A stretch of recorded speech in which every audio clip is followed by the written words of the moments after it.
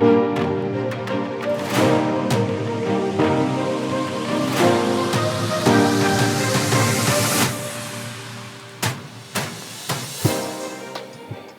төр сувагт автоморил бий болготлогчийн хот бизнес судлаач Бат Эрдэнэ дэлхийн дуу хоолой нэвтрүүлгээ хүргэх гэж байна.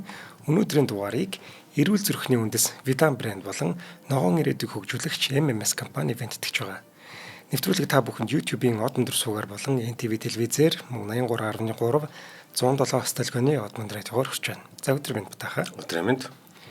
За дэлхийн ихтгэлцлийн төв гэж байгаа. Швейцар. Тийм. За бас инх таймны төв байж болох уу? Байж болно бас тий. 200 гаруй жил дайм болоогүй гэдэг тийм ээ. Тий.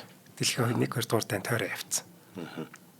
Швейцар гэхэл айгүй олон юмны нөгөө брэнд амбассадор болоод байдаг шүү дээ. Швейцар цаг, Швейцар худаг. За тэгэл Швейцарын банк. Эсвэл олон улсын нөгөө уулздаг цэг, дайсагнагч гүрнүүд гэдэг юм уу юу гэдэг. Тэгээ энэ болгон чинь яагаад тийм болоод байна гэхэлэр хүн ер нь ганц мөнгө алдчих гэхгүй хамгийн ихтгэлтэй хамгийн нандин зүйлээр итгэж байгаа газар л хадгална тийм ээ. Тэгэхээр энэ итгэлцэл гэдэг зүйлийг л энэ улс бариад байгаа юм байна. Тэрнээс Швейцараас айгаад байгаа биш юм байна. Швейцар руу хинж дайрч алтыг болоод чадахгүй да биш юм байна тийм ээ. Гэдэг энэ итгэлцэл. Гэхдээ энэ итгэлцлийг зүгээр л одоо нөгөө дундыг баримтлсан улс болно манайх гэж зарлаад юм болчтгүй юм байна л да. Тэгээ яаж энэ улс юм болцсон юм бол гэхлээр манайхтай нэг төстэй зүйл нь юу гэхлээр эн чинь Герман, Франц, Италийн яг голд нь бас л манайх шиг цөөхөн амтай, жижиг, дээр нь нөгөө юу гин хүчтэй гүрнүүдийн голд далайн гарцгүй гэдэг. Тэр талаараа болж байгаа нийтлэг. Тэгээд улсын Альпийн уул дээр улстай ийм нэг газар зонцлогтой ийм юм байж шүү дээ геополитикийн хувьд. Тэгэхээр эндээс давуу тал сул тал нь юу юм? Яагаад ингэж энэ улсыг бус улсууд ингээд итгэж эсвэл хувь хүмүүс, компаниуд тэнд хамаг нарийн нандин зүйлээ хадгалдаг хэмжээнд маргааш шатчихгүй яаж итгээд байгаа юм те гэдэг зүйлийг яхад нэг гоё баримтлах нь улсын. Тэгээ бүр түүхтэйгээ. Тэгээ бүр маш гоё байсан учраас тэндээс ичлэл болгоод тэгээд энэ нэвтрүүлгээ бэлдсэн байхгүй. Тэгээ энэ дээр бол бүр миний лав өмнө сонсож байгаагүй маш гоё юм гарсан учраас олон нийтэд бас сонсогчдод хүргье гэж бодож энэ удаагийн нэвтрүүлгийг бэлтгэлээ.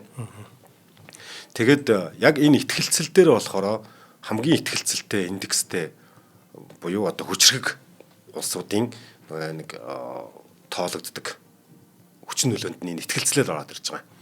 За мэдээж хүчтэй улс гэхэл Америк, Хятад, Орос одоо том гүрнүүд бодогдсон тийм ээ. Гэхдээ яаж одоо энэ бүгдийг одоо хүнийхээ бодог бол хамгийн найдвартай хамгийн одоо бусд улсад эзэлчихгүй улс бол хамгийн хүчтэй улсууд гэж бодмоор штэ тий. Гэтэл чи яагаад ийм юм бэ гэж.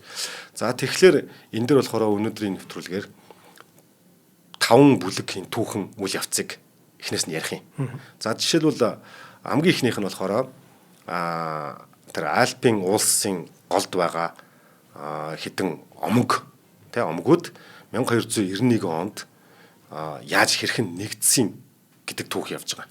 За энэ дээр болохоор маш сонирхолтой. Одоо тухайн үед болохоор 1291 он бол одоогийн бидний мэддэг энэ Швейцар, банк, Энетрекс юм юу ч байхгүй. Тухайн үед нэг бүсийн нэг тийм бүсүүд хоорондоо, овгууд хоорондоо, уулын овгууд байсан ийм л улс. Гэхдээ энд хамгийн том зүйл нь юу вэ гэвэл тэр Сент Готхардын гарц гэдэг л уулын зам байсан юм байна. Энэ болохоор нөгөө улсуудын хооронд нь тэр Альпийн нураг давхад нь ганц жимтэй. Тэрүүгээр одоо бүхэл одоо худалдаа наймаа тээвэр бүх юм явагдана.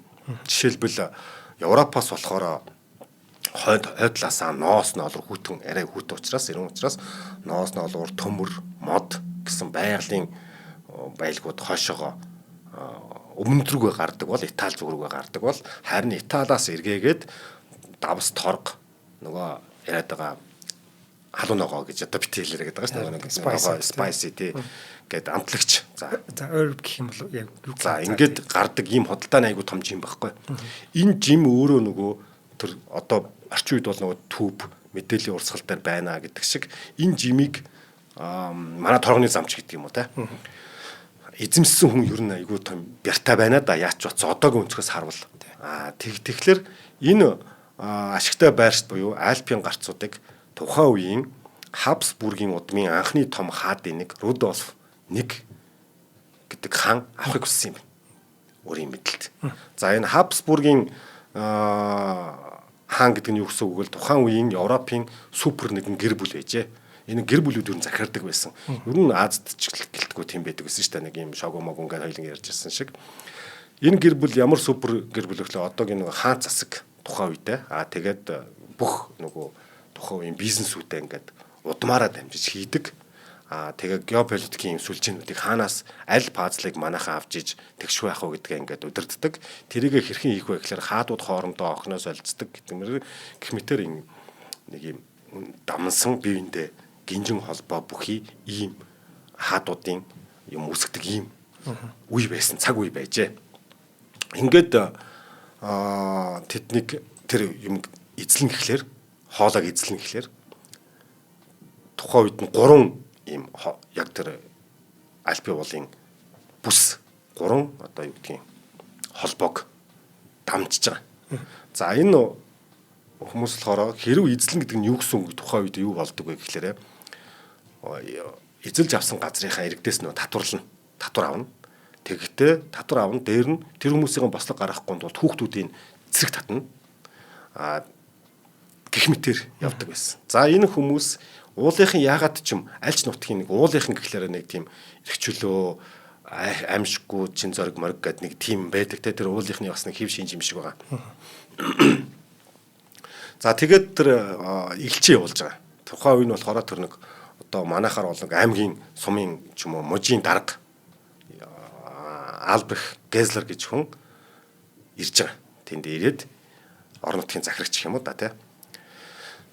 Малгайгаа ингээд нэг шонд үлгөөд за та бүхэн энд мөрөг гэсэн юм байна. За энэ нь юу харуулж байгаа гэхээр хүнд мөрөгж байгаа биш та бүхэн нөгөө энэ статус хааны статуст мөргөө гэдэг нэг юм яваад энэ нь болохоор тухайн үед ёс юм байна л да. Мөрөх юм бол одоо ингээд дагаар орж ийна юм уу бууж өгч ийна ч гэдэг юм уу те тэдний харьяат болж ийна гэдэг ийм нэг юм дом юм байна. Гэхдээ энэ түүх бол одоо яг бодит юм уу домог юм уу мэдэхгүй байгаа шүү. Гэхдээ энэ домог бодит гэхээс үл шалтгаалan энэ бүр ингээд Швейцарийнхаа түүхэнд үлдсэн Швейцар улс маань ингэж үлссэн гэдгийг бол одоо ард ирэг дээр л хүлээн зөвшөөрдөг энэ домог түүх аль нэг нь бөөмэд маргаантай юм байна. Бүртчэн гоо марал гэдэг шиг юм байна тий. За тийм тий. За ингээд тэр шондоо өлгөөд хүндэтгэн бүхэгөөд ингээд хүндэтгэл үзүүлээ гэсэн чинь Уильям Тейл гэж хүн бүхийгээгүй байна. За бүхийгээгүй Уильям Тейл бүхийгээгүй болсныхаа шанд болохоор ямар шийтгэл авсан гэхээр өөрийнх нь хүүхдийг зогсоож агаад толгоон дээр нь алим тавьж байгаа нэг харвал тарвдаг нэг тийм байдаг шүү дээ. Энэ бас л нэг тийм бичигдээгүй хөл юм байна л да. Тэгээ харав гэсэн юм байна. Тэгээд тэр Уильям Тайл болохоор уулын анчин хүн ямар нэгэн дарга цэрэг одоо язгууртан энэ дээр биш энгийн анчин хүн харваад ягаагүй одоо алдаагүй харавцсан. Алдаагүй альма харавсан. Гэхдээ тэр хүн хоёр сумтай байсан юм байна л да. Тэгээд яага хоёр сумтай байсан юм бэ гэж асуухлаар тэгсэн юм байна. Хэрв алдвал эрсдэл гаргах юм бол би хүүгээ одоо өөрөө алах болчихлоо ш тэр чинь.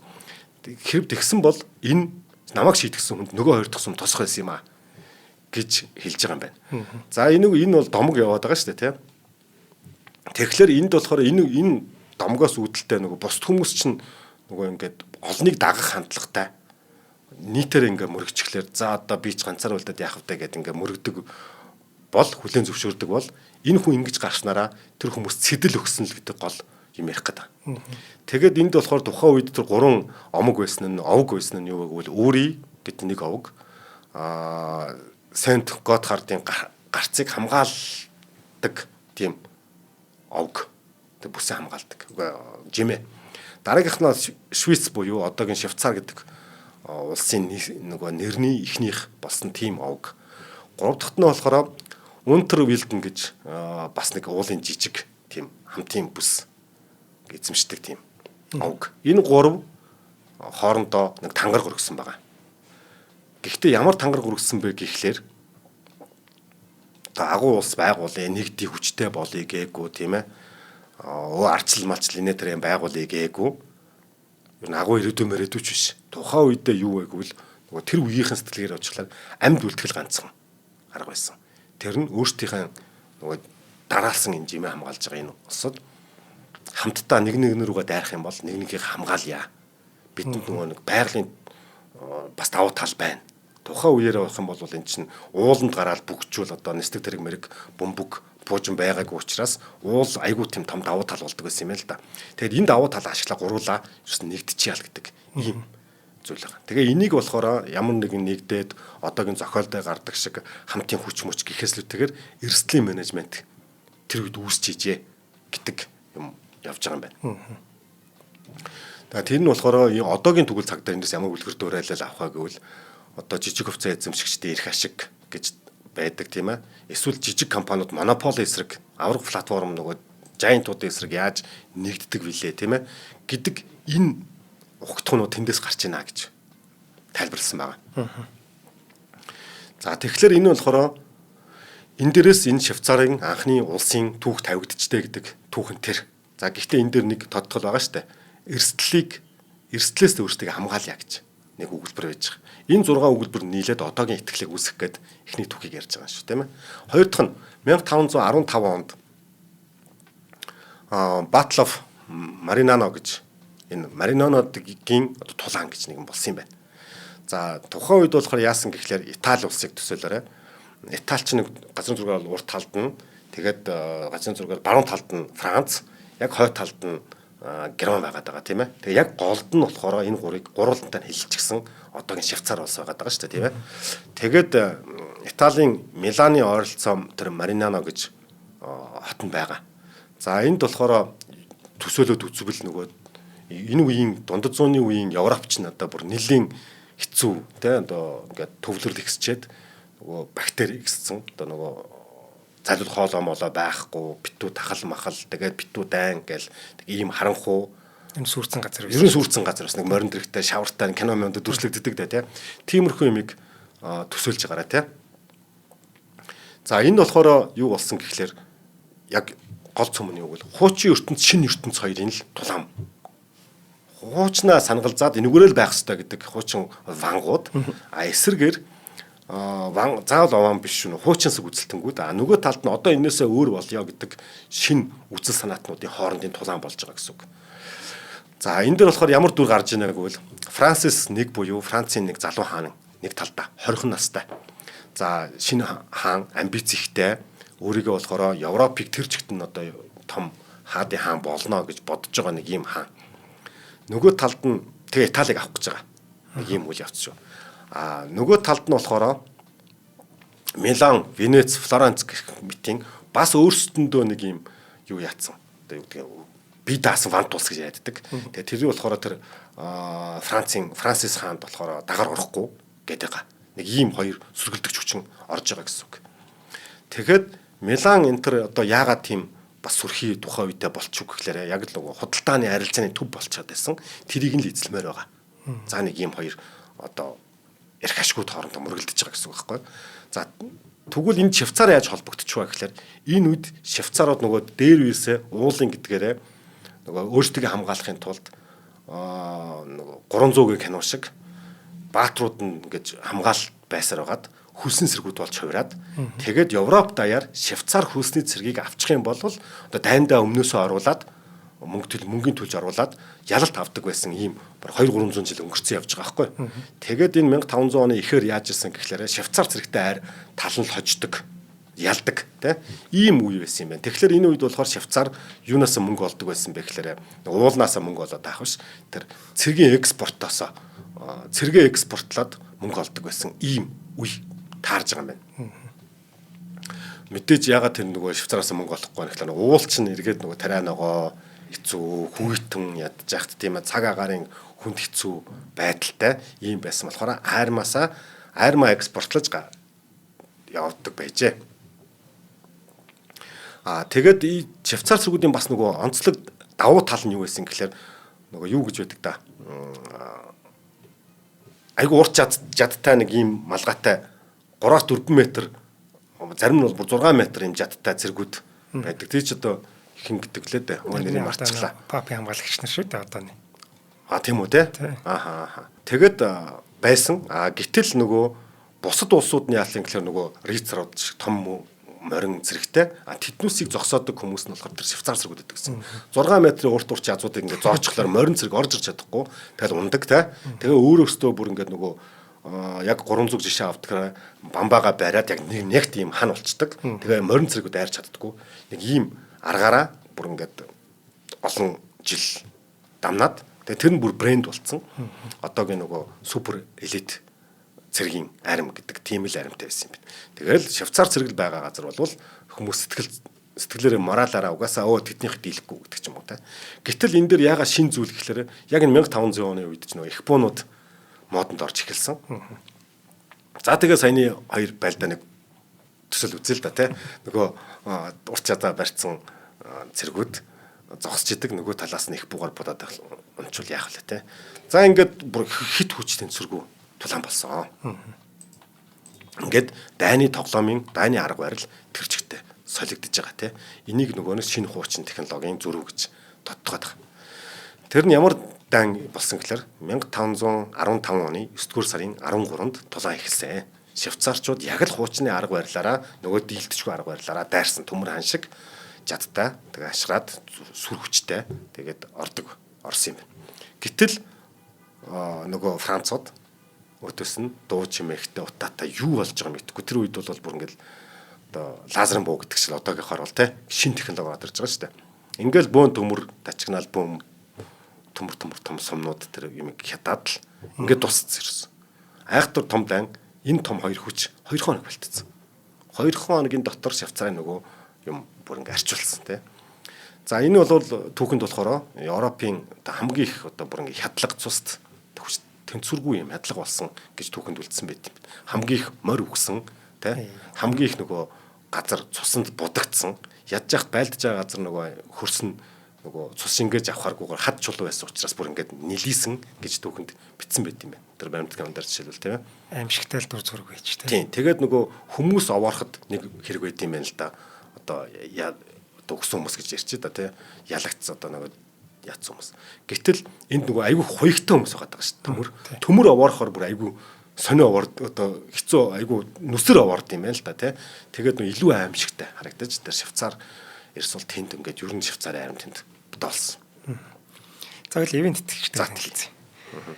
За өнөөдрийн дугаарыг маань эрүүл зүрхний үндэс Vidan брэнд ивент итгэж байна. За дөрвөн үлцэг гэж компани маань үндэсний үйлдвэрлэгч компани бөгөөд хөрөн манжин дээр суурилсан эрүүл мэндэд ашигтай бүтээгдэхүүн үйлдвэрлэдэг ийм компани байна. За энэ компанийн маань хөрөн зүрх гэдэг нэртэй үндэсний хөтөлбөрийг зарлан хэрэгжүүлэх гэж байгаа юм байна. За энэ одоо ямар зорилготой хөтөлбөр вэ гэвэл Монгол улсад зүрх судасны өвчлөлийг бууруулах, урьдчилсан сэргийлэх дадлыг хэвшүүлэх, олон нийтийн мэдлэг, оролцоог нэмэгдүүлэх зорилгоор ил тод нээлттэй сангаар дамжуулаад зүрхний эрүүл мэндийг дэмжих ийм үндэсний хөтөлбөрийг зарлаж байгаа. За энэ манд ер нь бол улс орон даяараа явагдах юм байлээ. 5 сарын хэрэгжих хугацаа нь шүү дээ. Одоо 5 сарын 23-наас эхлээд 2031 оны 5 сарын 1-нд тусал үргэлжилнэ гэж байна. Тэгэхээр нийт 5 жилийн хугацаанд энэ одоо хөтөлбөр маань хэрэгжээд ажиллах юм билээ. Тууштай байх нэг зүгээр тий. Яг тийм. Тэгэд энэ чи одоо 5 сарын 23 гэдэг чи одоо манай нөгөө юуны өдөр шүү дээ. Марафон болдог. Одоо ямар өдөр гэдэг вүлээ тэр чи. Улаанбаатар марафоны үеэр бүх нийтийн нөгөө машин жишээ хаагаад байдаг юм уу тий. Тэр өдрөөр яг нээлттэй хийх юм билээ. За тэгээд хагасаад юм байна шүү тий. дээ. Таны худалдан авсан бүтээгдэхүүний 30 төгрөг бүр нь энэ хүрэн зүрх гэдэг төсөлд хандивлагдаад орох юм гинэ. Тэгэхээр энэ бол яг нэг зүрх гэдэг чинь зүрх судасны өвчлөлтөөр энэ хүрэн манжин чих юу юм бэ штэ. Сэргийлдэг гэдэг юм уу те зүрхэнд их сайн ногоо юм байна л та. За тэгэд ер нь бол идэвхтэй оролцоорой гэж одоо уриалж байна. За Vidani нэг хүрэн манжингийн салаад байдаг. Тэр нь манай эмээ хоёр бол маш дуртай. Сая цагаан сараар тэрүүгээр л ер нь тэр байхгүй бол цагаан сар хийхгүй гэж байна. Хүрэн манжи идэхээр нөгөө эхэндээ бүр хүүхэд байхад ч юм анх ядаж байхад газар амтагдаад байдаг гэсэн. Одоо ингээд дасчихлаар айгу зүгээр юм л. Сайн угааж байгаад идэхгүй. За баярлаа. За баярлаа. За үргэлжлүүлээ. За тэгье. Тэгэхээр эндээс ямар сургамж авсан бэ гэхлээр тухайн үед нөгөө хүний өмнөөс байлдаж байгаа шүү дээ. Тийм ээ. Франц, Италийн хооронд байлдаж байгаа. Тэгэхээр Швейцарын Швейцар улсын хувьд бол газар нутаг инээдрээ баяд баялаг хөгшөд хохироогүй тийм ээ. Улс нь бол хийвэндэл үлдсэн. Ямар ч тийм байлдаанд өртөөгүй. Гэхдээ тэндээс нэг сургамж авсан нь юу гэвэл өмнөх төр түүх 200 жил дийлдэшгүй байсан зүйл 2 хоног дотор арчигдаж болж байна. Тийм ээ. Тэгэхээр энэ дэлхийн ертөнцийн чинь өөрөө маш хувьсдаг юм байна. Тийм ээ. Хувьсж байгаа энэ хувьсагчд руу биднээс ороод байх нь зөв юм уу гэж. Нэгдүгürt. Хоёрдугаарт болохоор яагаад биднээс хүний бусад хүмүүсийн эсвэл бусад улс орнуудын тэр хүсэл тачаал гэдэг юм уу шунлын төлөө манай эрс одоо өгөх хэрэгтэй юм бэ. Амиа алдах хэрэгтэй юм бэ. Тийм шүү дээ. Гэдэг нэг ийм юм цохилтыг бүр аягүй сайн авсан. Өмнө нь бол яг мөнгөний төлөө өгөхгүй байгаа учраас болоод ирсэн байхгүй тий. Одоо өгчхээр нөгөө хамаг хүнээ залуусаа тэр дайнд чи хамаг гоё нөгөө хөдөлмөрийн насны хамаг одоо хүч чадалтай нь байгаа шүү. Бүгд ингээд нэг овоорсон овоо болчихар чинь тэр улсын хувьд бол маш том алдагдал. Газар нутгаас илүү алдагдал гаргачихж байгаа байхгүй. Тийм шүү дээ. Одоо нэг яг муухагаар хэлэхэд сайлын үнийг тавиад туучлаа шүү дээ тэнд. Тийм. Тэгэхээр эндээс бол одоо орчин үед авах сургамж нь юу вэ гэвэл альва нэг амжилттай байсан бизнес шинэ хувьсгал технологи ямар нэг юм гарахад ерөөсөө алга болох боломжтой байдаг. Тэр үүрдийн мөх гэж юм байхгүй шүү дээ дэлхийн хуулиараа те мөнх бос. Тийм. Одоогор бол одоо бүх юм чинь AI гэдэг нэг хувьсгал одоо жишээл явагдаж байна тийм ээ. Тэгэхээр тэрнтэй хэрхэн зөв харьцах вэ? Тоглоомын гадаа байх юм уу? Бүр давхад орчих юм уу? Тэ? Бүр эсвэл тоохгүй гэж байгаад одоо бүр нэг астагдмал хоцрогдсон нэг сум суурин болчих юм уу? Тэ? Яаж хэрхэн зөв харьцах вэ гэдэг эндээс одоо энэ өгүүлбэрээс сургамжаас авч байгаа. Тэгээд эндээс юу орох юм гэхээр бусдын тоглоомд бол бидэнд оролцохгүй байна. Бусдынхаараа яв. Тэр чинь бас нэг нь дайрах нөгөөдөл нь одоо дайруулахыг хүсдэг хүн гэж байхгүй байх. Гэхдээ бусдын тоглоом руу 3 дахь би яагаад орох ёстой гэж өөрийнхөө улсыг хамгаалъя. Энэ дотор чинь хэл гайлаас гадна цааны залуусын ам байна. Тэрний хойно байгаа ар гэр байна. Тэгээ энэ болгоны чи яагаад бид бас бусдын төлөө золиослох ёстой юм бэ гэдэг ийм зүйл гарч ирж байгаа. Тэгэхээр эндээс болохоор Швейцарын төвийг сахих үзэл эндээс төрж байгаа. Тэр нь бид хэд төвийг сахиа гэсэндээ биш чадахгүй зүйл рүү гал руу гар дүрэхгүй. Өөрсдөө мэдэхгүй чадахгүй зүйл рүү гар дүрэхгүй гэдэг хэсэг нь энд орж ирж байгаа. За ингээд ийм хоёр одоо өгдөл бий болцсон байж тал 1648 он 30 жилийн дан Европын гэдэг зүйл эхэлж байгаа. За одоо нөгөө Европч нь түрүүний ярьсан төрслөл бүр амар болоод бүр улс орнууд олигтой яваач нэг нь байхгүй нөгөө тулаанд хоёулаа л хохирдог гэдэг үлгэр ерөөсө 30 жил. Дан эхлэхэд төрж исэн хүн тухайн үеийн насаараа дайны сүүлийн үед ахмад дайчин болцсон явж байгаа гэж байгаа байхгүй. 30 жил гэдэг бол тухайн үедээ тийм урт хугацаа. Нэг герман ч тэр аяараас үрдэг шүү дээ. Тийм. Одоо ерөөс герман гэлтгүй энэ Европ тэр аяараас үрж байгаа. Тэгээд нэг юу яаж байгаа. Энэ үед болохоор юу байсан гэхээр одоо Европ одоо яг ингээд дайны хүлд олон жил нэрвэгдэхлээр нөгөө ёс зүй, соёл моёл гэдэг юм бүр уландаг шигддэг юм байна л да. Хүн анхдаг зэрэгцэг хангах гал одоо ходоодоо тижижил байвал тэнд ёс зүй нөгөө мораль энэ төр бол бүр байхгүй. Бүр тийм үе рүү. Тэр үед гарсан шийдвэрүүдийг одоо бид хэдийн гидсэн цатгалын юм уу нөгөө дайн байлдаангүй үеэр харахаар буруу шийдвэр юм шиг бас уншигддаг шүү, харагддаг шүү. Яг тэдний оронд очиод үзэх юм бол шал ондоо байгаа гэж төсөөлөөрөө тийм. Одоо ингээд өдөр бүр нэг айл шатна, өдөр бүр дайн гарна, өдөр бүр нөгөө аллах хядлага явагдана. Өдөр бүр шүү. Шүн өдөргүй 24 цаг. Тэгээ энэ үед хүний сэтгэхүй ямар болох вэ гэдэг тийм. За энэ үед болохоор нөгөө шашны энэ дан ер нь юуны дан гэхлээр нөгөө католик болон протестантуудын дан юм байна л да шашны дан. Гэхдээ яг үнэндээ болохоор шашин гэдгээр далимдуулаад яг үнэндээ бол тэр шашны фанатуудыг хүүргэж жагаад шашны тэргүүнүүд нь хоорондоо мөн л эрх ашигын зөрчилдөөн буюу эрх мэдлийн л дан байсан байгаа. Тэгэхээр энэ үед болохоор 1618 онд нэг бас нэг гол үйл явдал болж байгаа. Прагийн цонхоор шидэлт гэж үйл явц болсон юм байна. Энэ тэр 30 жилийн дайныг нөгөө галын одоо ингээд шүдэн зур тавьсан гэсэн үг. Дэлбэрчсэн галыг. За Богемийн протестантууд, язгууртнууд христчэн илүү католикуудын хааны төлөөлөгчдийг уулзах гад ирэхэд нь цонхоор шидсэн. За ерөөсөө ийм үйлдэл байхгүй. За энэ бол ерөөсөө дай эхлэх яаж ийна гэдэг ч юм уу одоо юу гэдгийг те энэний бүр ингээд далим одоо нөгөө галыг асааччихсан те ямар ч тийм шалтгаан сүлдээ энд байдгүй юм байна. Зүгээр л тэгцэн гэдэг. Тэгээд тэр бол энэ дайныг эхлээдсэн буюу 1948 он хүртэл нийтдээ 30 жил үргэлжилсэн. Түрүүн чиний хэлсэнчлэн энд хамгийн их хохирсон газар бол ерөөс Герман. Бүр талхлагдсан, хот тосрууд хоосроод хүн амын тухайн үедээ 40% нь ингээд бүр шууд хядагдсан. 40% тийм ээ. Гэхдээ энд тэр 40% одоо сүүлийн үеийн том дайнууд хүртэлдэг чинь яг дайнаар яг бөмбөгөнд унуулаад юм суманд оногдож өгсөн хүний тоон өсөглөн тэр дайнаас дам нөлөөнөөс хятаг болж өгсөн хүмүүсийн тооноос хамаагүй одоо Сталинградын бүслэлт чинь тийм шүү дээ яг дайнаар өгснөөсөө илүү өсөглөнгөөр илүү өгчихсэн өвчин тахлаар илүү өгсөн тэгээд дээр нь бас дотоодын нөгөө дайны хажуугаар дажин гэж нөгөө юу лээ дотоод тийм өмн самун дээрмүүд таллага их явагддаг юм байна л да өөрөөснийгөө одоо баг бариад идчихлээ каннибализм гэдэг шиг ийм зүйлэнд бүр өртчихсэн байсан ийм үед юм байна.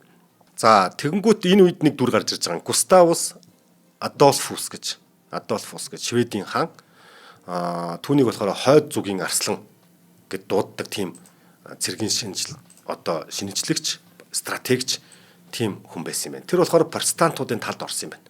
За ингэснээрээ бүр нөгөө дайныг өрдөөд үрдсэн харин түүний дараад нь болохоор католикуудын эзэн хаан гэдэг нь Фердинанд 2 гэдэг хаан.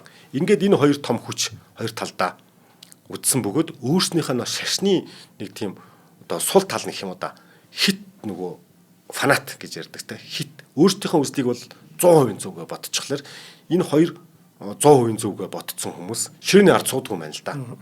Ядаж 99-1-тэй байх юм бол ай гэж бодож үзэх хэрэгтэй байсан юм байна. Гэтэл хоёр таас энэ шашны мөргөлдөөн бол бодож үздэггүй юм байна л да. 100% итгэцэн хит итгэцэн учраас ингээд бүр ингээд зогсоо зайгүй дайн чинь тэр 30 жилийн дайныг дайн бий болсон юм. Ойлгохгүй шүү дээ. Хүн бууж өгсөн ч нөгөө итгэл өмслөн 100% нөгөө талдаа байгаад байгаа учраас.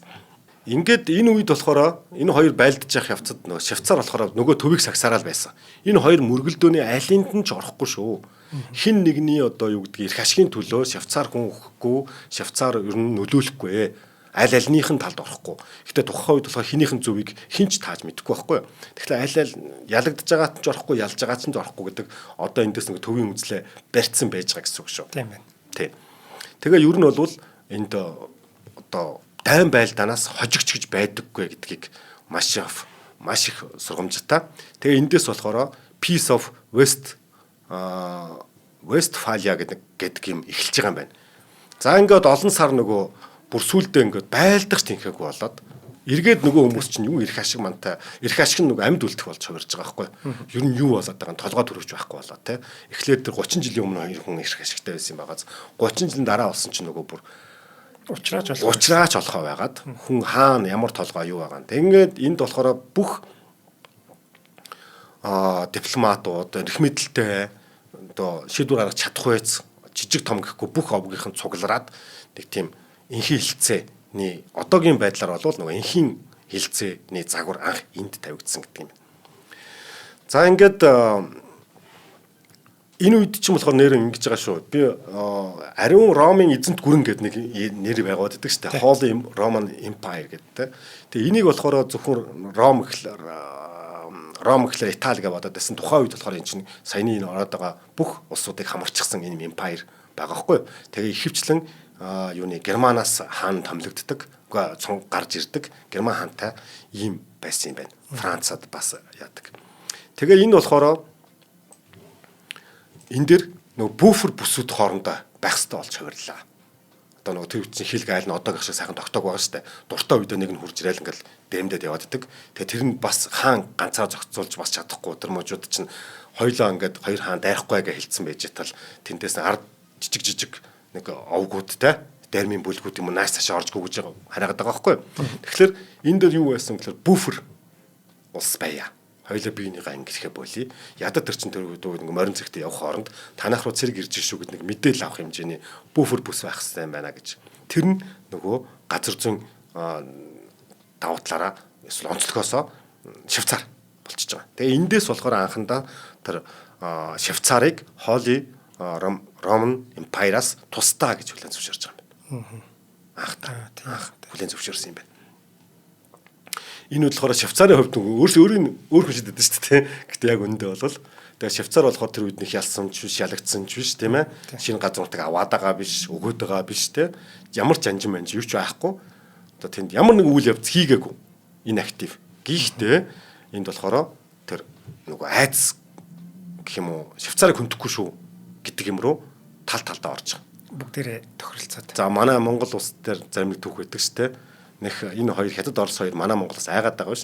Бие биенээс айхын тулд буфер ус болгосон юм аа гэдэг нэг хэсэг явдаг тийм ээ. Гэх мэт ингээд иймэрхүү өнөө нэг ихвчлэн нөгөө энэ үед чинь домгийн хэлбэртэй л яваад байгаа ш. Бас нэг сануулаараа тийм. Тэгээ эндээс болохоор юу үүссэн бэ гэхээр Швейцар төвд нөгөө дайнд ороогүй штэ. Ороогүй гэдэг чинь нөгөө тэр тахал одоо юу гэдэг юм бэ таллаганд ороогүй айтах үлдсэн. За эндээс ямар ихтгэл төрж ийн гэхээр аливаа дайнд орохгүй байх нь ашигтай юм биш үү гэдгийг улам баттгахчихж байгаа байхгүй. Тийм байгаа зү. Дундыг барих нь ер нь зүгээр юм байна. Хоёр зодтолж байгаа талын аль нэгт нь орж зодтолдоод байж болохгүй юм байна. Харин эсрэгээр тэр хоёр хүмүүсийг эвлэрүүлж лээвэл зүгээр юм байна. Тэр талд нь суужээ гэж. За энэ болохоор эхний үүсэл нь. Гэхдээ энэ яг хэлбэржээд бодит байдал дээр бий болсон нь болохоор 1815. За энэ болохоор Congress of Vienna буюу тэр Венийн одоо конгресс үүссэн үе. За Вен гэдэг тухайн үед төсөөлөө дахиад очиод үзэх юм бол одоо шал ондоо болчихсон. Ингээд тансаг орд харш одоо кинонд гардаг те лаглаг гоё бүжгийн танхим битуулаа. Нөгөө тэрэгцэртэй язгууртнууд ингэсэн эмэгтэйчүүд гэдэг. Одоо бол шал ондоо нэг төсөөллийг нэг үзээд өгөөд хаан сайг бол нөгөө баяр ёслол баячуудын одоо юм болж идэг тийм ээ. Вайлс эргээл. Вайлс эргээл тийм ээ. За ингэсэн чинь нөгөө тэр үеч нөгөө Наполеоны дан байж байгаа. Одоо Франц хүч хэрэгтсэн. Франц айхтар болчихсон. Тэгээд Наполеоноос болоод бас ингээд нэлээд дайн байлдаан болоод бас хүмүүс нөгөө дайнаасаа жоох ингэсэн. Тэгээд бусад Европын язгууртан баячууд яах вэ гэхээр Наполеон шиг хүн дахиад юу гараад ирвэл яана. Наполеоны үед болохоор энэ Европын улс орнуудын хил хязгаар чинь бүр ингээд хилийн зурсууд өөрчлөгдсөн тийм ээ. Хаадууд ер нь бүгдээрээ хуучин одоо уламжлалт хаадууд бүгд солигдсон. Бүр бас л нэг юм дэлхийд ийм шин эргэлт бий болсон үе юм байна л да. Бүх хаадуудаа авч хайцгаа гэдэг нэг тийм да юу вэ тренд явлаа шүү. Мод явсан уу те. Тэгсэн гинэ. Тэгэхээр одоо яг энэ дээр болохоор тэр Клеменс Меттерних гэж унших байхаа Меттернихтэй ийм тогтворгүй байдлууд ер нь хэцүү юм байд болохгүй байна. Аль болох улс орнууд сайн сайхан амьдрыг бол тогтвортой байдлаа хангах нь ерөөс чухал юм байна. Хуучных шиг бие биенийхээ илүү гарсан юмыг ч юм уу илүү нүдэнд үзэгдснийгаа бусд нь дайрч аваад байх дэми юм байна. Эн чинь өөрөө эргээд тэр авсандаа ч хохиролтой өгч байгаадаа ч мэдээж хохиролтой те. Ингээд ерөөсөө Европ өөрөө оршин тогтнож чадахгүй байна гэдэг юмыг анх энэ бодлогыг гаргасан архитекторыг энэ ийм Меттерних гэдэг юм байна. За энэ хүмүүс болохоор хүмүүсийн ад жаргалтай оршин тогтнох зүйл юу юм бэ гэх юм бол одоо бид чинь мэднэ те. Энэ үед болохоор энэ хүн л томьёолоод байгаа байхгүй. Одоо бол бүгд мэддэг болж байгаа. Тэр улс орнууд тогтвортой байна гэдэг нь юу вэ гэвэл энэ улс орнуудтай хэлэлж байгаа улсууд бас тогтвортой байх хэрэгтэй юм байна шүү дээ. Тийм ээ. Зүгээр гаднаа байлдлаа гэд бид дотроо ингээ энийг хараа суугаад явж болохгүй юм байна. Одоо Ормозын хоолонд янз бүрийн боллогт Монголд нөлөөлөл нь ороод ирлээ гэдэг шиг ер нь дэлхийд аливаад нэг тийм тогтвортой бус дайн байлдаа үүсэхгүй байх нь улс орнуудын бодож явах зүйл юм байна. Амиа удаа суугаад байж болтгүй юм байна шүү гэдгийг гаргаж ирсэн энэ өнөөдрийн цагаар болохоор геополитикийн стратегич гэж нэрлэдэг энэ хүн энэ үзлийг гаргаж ирсэн юм байна. За тэгээ энийг гараад ирэхлээр юу болоод ирэхлээр тухайн үед хамгийн хүчрэг байлснууд нь Франц, Австри, Прус, Орос гэсэн ийм улсуудын нөгөө авраг байх үеийнүүд юм байна. За энэ улсууд чинь хоорондоо за тгий гэж шууд бас бүлээн зөвшөөрчихгүй юм байна л да. Ер нь зөв гэхдээ гэдэг нэг юм байнга байгаад байгаа. Тэгээ энэ систем явж байгаад нөгөө дэлхийн 1-р дан эхэлж байгаа шүү дээ, тийм ээ. За гэхдээ энэ хүмүүс хоорондоо яг энэ буфер улсыгаа болохоор аль биесээр баталгаажуулсан юм байна Швейцарыг. Юмыг яждах нөгөө дайд одорлог шууд хэлээсээ хэл рүү биш байя гэж. Тий. Тэ? Мэдээ олж авдаг, бэлтгэх хугацаа хэрэгтэй ч гэдэг юм уу. Итгэхгүй шүү дээ биеиндээ. Хэдий зөвшөөрөд байгаадсан биеиндээ итгэхгүй байгаа. Тэгэхээр яг эндээс болохоор ямар нэр томьёо гарсан гэхээр буфер улс гэдэг нэр томьёо тэр үед гаржээ. Тэр нь Швейцар байжээ. Тэ? Тэрийг нөгөө бүх улсын хаадууд нь зөвшөөрсөн байна. Аль биесээр зөвшөөрсөн. Өмнө нь бол нэг хилцээд баригдсан байсан шүү дээ. Ер нь зөвл юм байна гэдэг. Одоо энийг болохоор аль биесээр зөвшөөрсөн байгаа. За хоёлаа ивент итгэжтэй гэдэг юм. За тэгээд өргөлжлээ. За өнөөдрийн дугаарыг ногоон ирээдүйг хөгжүүлэгч MMS компани ивент итгэж байгаа. За MMS-ийн маань эрчим хүчний салбарт үйл ажиллагаа явуулдаг. За тэр дундаа нарны зайн хураагур. Одоо solar power гэдээ ярьдаг шүү дээ. Энэ хятадын хамгийн том гэж хэлж болохоор хоёр үйлдвэрийн аль биесны дистрибьютор байхгүй. Solax Power, Jinko Solar гэдэг хоёр том үйлдвэрийн. Тэгээ хоёулаа ойрд энэ нарны автангийн талаар ярьсангүй л дээ. Тэгээ би 100 болж байгаа учраас бүр албаар ярмаар санагдаад байна. Хэрвээ манай гэр ороолынхан маань тэр чигээрээ нарны зайн хураагаараар эрчим хүчний асуудлаа багахан хэмжээнд ч гэсэн шийдчих юм бол утааны асуудалгүй болох юм аа. Энүүгээрээ одоо өөрсдөө ч одоо хямдхан эрчим хүч хэрэглэх нь байна. За тэгээд утаагүй болох нь байна гэд давуу талууд маш ихтэй байхгүй. Тэгэд одоо 100 болохоор бид нэр бүгдээр утаагаа мартна. Тэгээд 9 сар 10 сар гараад эхлэнгүү за утаатайгаа бол яах вэ гэд Зунжанга баяр наадам хийсэн хүмүүс ингээд ерөөсөө ингээд цалгартаад тэгээд дараа нь утаатайгаа эргээд золгодог. Тэгээд кокс нь үрсдүүлж яаны үнтэй нүүрс авч яана гэж зөндөө хэрүүл болдог янз бүрийн юм болдог те.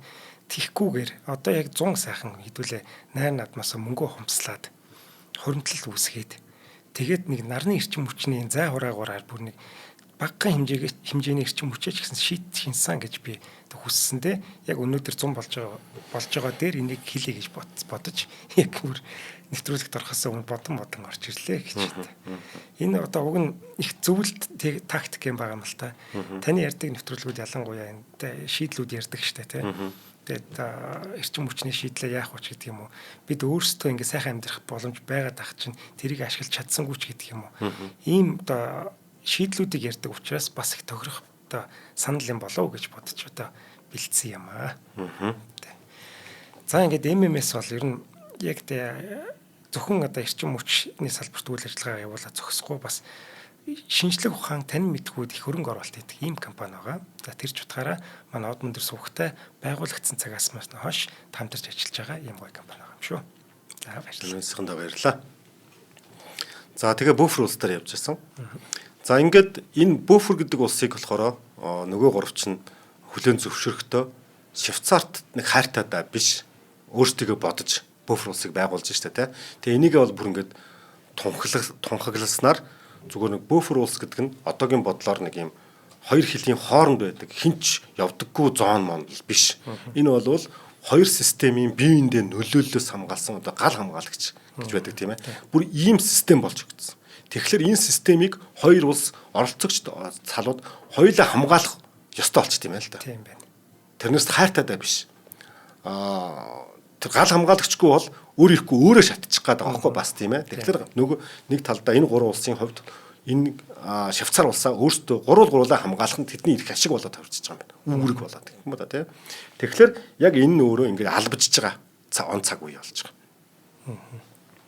За тэгэхээр эргээд дундуур нь түүхээс оруулахад Швейцар эхлээд амьд улдахын тулд хэдэн овгууд нийлжсэн юм байна тийм ээ. Дараа нь энэ овгууд ямар нэгэн байдлаар хүний эрх ашиг толдож болохгүй юм байна. Ерөөс хүний одоо тэр нь муу ч байна уу сайн ч байна уу дүгнэж өмнөөс нь оролцох хүний эрх ашигт оролцож болохгүй юм байна улсуудын эрх ашигт. Одоогийн нөгөө орчин үеийн хотчлтын соёл мөл энэс гарч ирж байгаа зү тийм ээ. Бусдын эрх ашигт битгий оролцох гэдэг тийм ээ. Тэр хүний зүв буруу чи шүүхгүй гэдэг. За ингээд явж байгаа. Тэгээд тэр нь болохоор бусд улсуудын нөгөө бүтэн 200 жил 200 гаруй жил буфер гэдэг юм байх ёстой юм байна гэдэг нь 300 жилийн дараа албжаад энэ цаг үе дээр ирсэн байж байгаа гэсэн үг. 1800 оны дундуур ирсэн байж байгаа гэсэн үг. За ингээд албцсны дараа нэгдүгээр дай яваад хоёрдугаар дай. За дэлхийн хоёрдугаар дай. Энд Герман болсон чинь саяны Буферийн утгыг бүрэн алдуулчихж байгаа байхгүй. Гурван сөргөлдөгч тал хоорондоо ингээд буферлж исэн болвол одоо Герман Францыг эзлээд Италид Муссолини гарч яд холбоотон болцохоор тойроод харахаар зүгээр л нэг улсын голд Швейцар болчихж байгаа байхгүй. Тийм байна. Тэгэхээр гал хамгаалагч буюу буфер гэдэг утга нь статус бүр алга болчихж байгаа.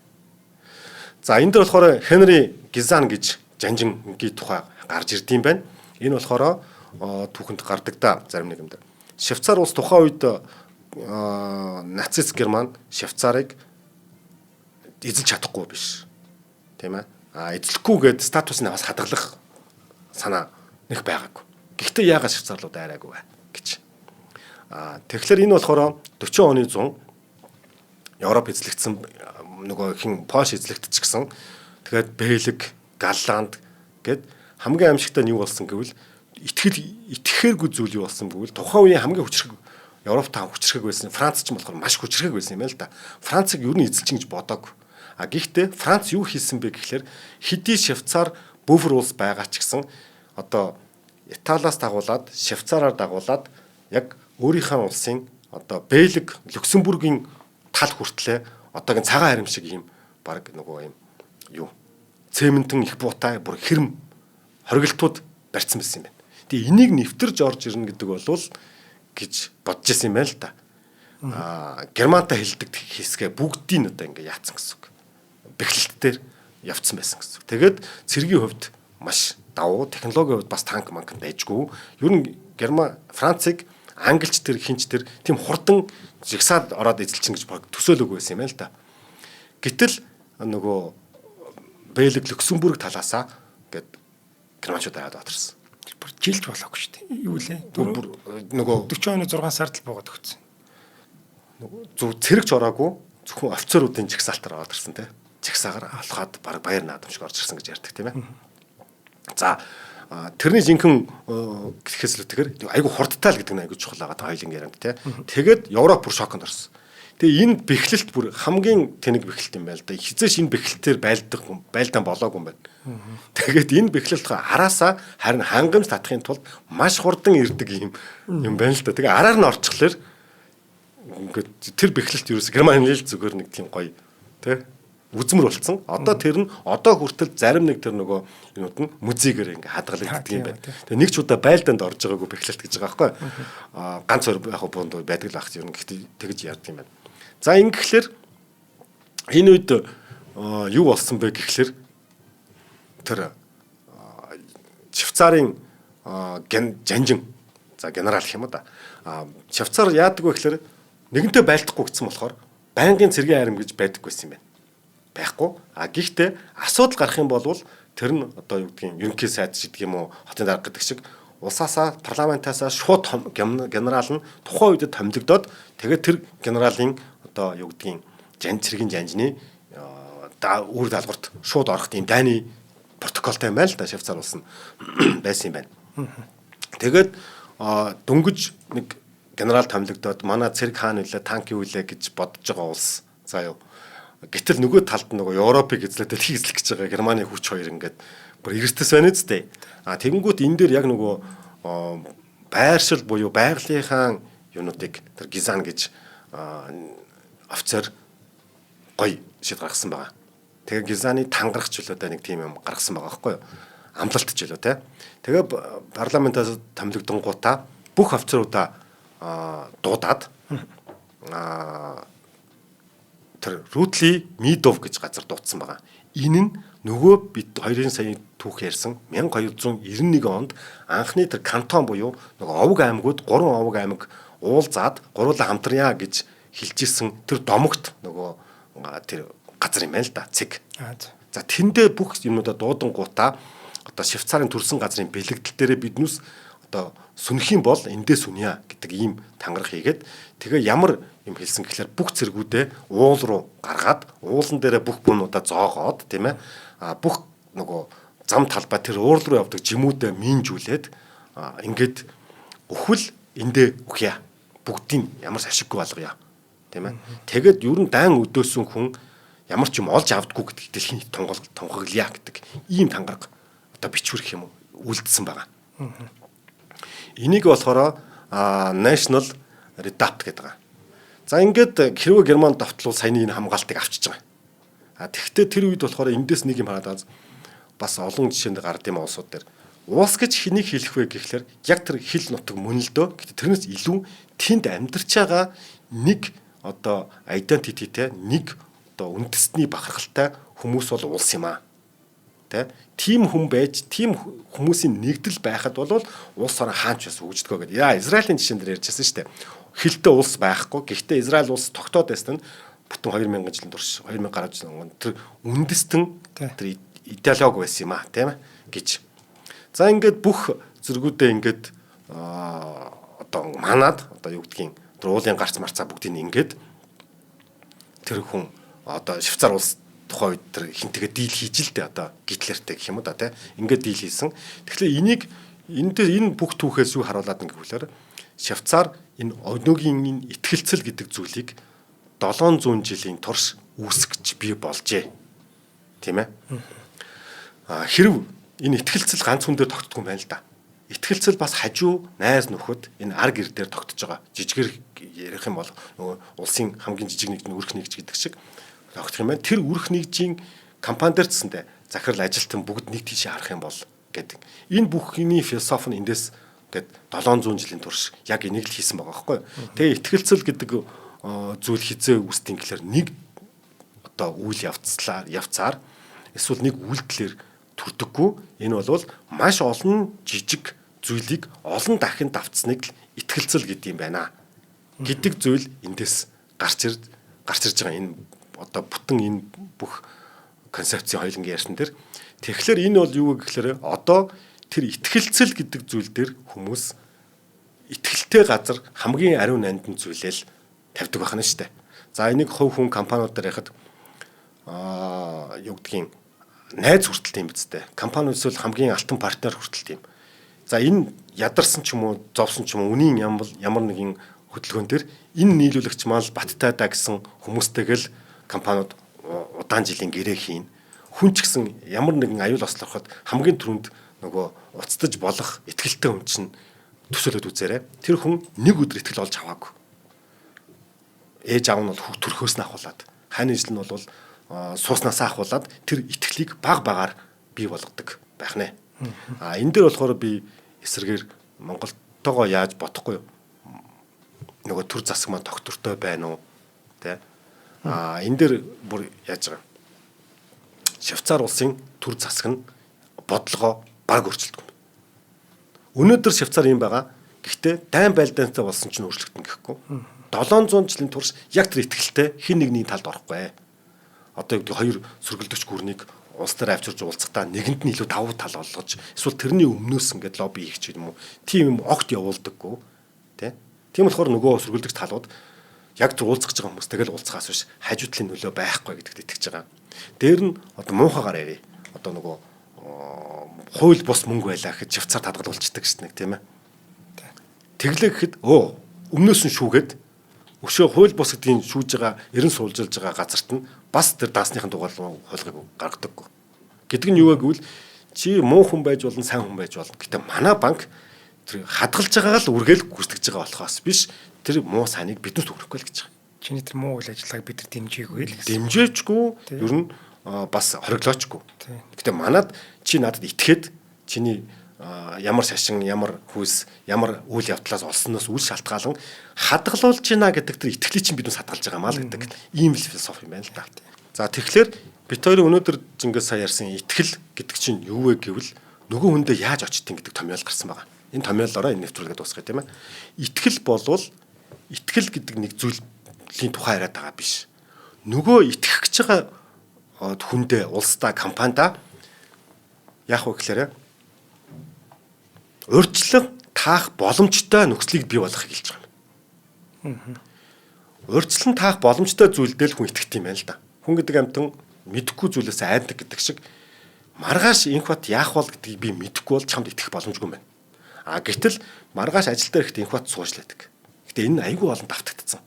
Миний чамтай уулзсан өдөр бүр давтагдсан байвал 1000 удаа давтагдсан байвал 1001 дахь удаага инх бат ажил дээр яг намайг ирэхэд байж л байдаг гэдэг итгэл төдөж нэ их байна л гэсэн үг байхгүй. Тэгэхээр юу гэвэл яг тэр байр суурин дээр байгаа зүйлийг буюу ирээдүйд нөгөө таамаглаж болох зүйлийг л итгэл гэдэг юм.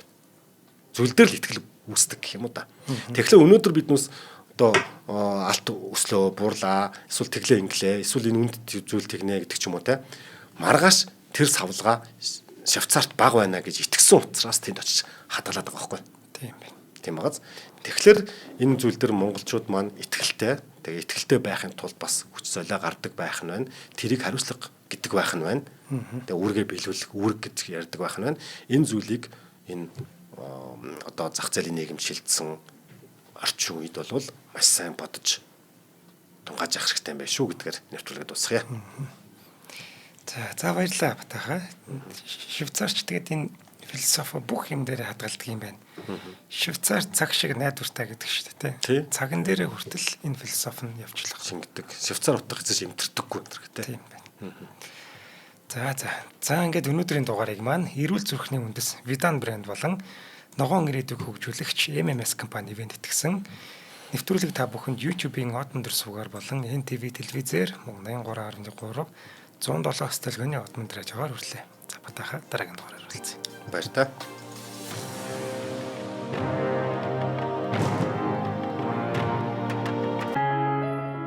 Нэвтрүүлгийг хүлээн авсан Нарны аймгийн монголчуудаа баярлалаа. Од Мөндөр сувг нь энэ мэдчлэн таны мэдхүйн мянган нэвтрүүлгийг 2026 оны 7 сарын 1 хүртэл та бүхэндээ хүргэх юм. Их хэлээрээ шинжлэх ухаан танин мэдхүйг түгээх нь үлсэд нэгтгэх хүсвэл та бидэнд хандив өгөх боломжтой. Жилдээ ганцхан удаа 100,000 төгрөгөөр биднийг дэмжснээр шинжлэх ухаан танин мэдхүйг түгээх энэ үйл хэрэг амжилттай үргэлжлэх юм. Од Мөндөр нэр дээрх Худал агшлын банкны дансгаа 4191 тэг 4518. Та 100,000 төгрөгөөр шилжүүлэхдээ гүйлгээний утга дээр нь өөрийн нэр болон утасны дугаараа заавал бичээрэй. 100,000 төгрөг хандалснаар Од Мөндөр сувгийн алтан гишүүн болох юм а. Шинжлэх ухаан, танин мэдхгүй Монголд ялах болтугай.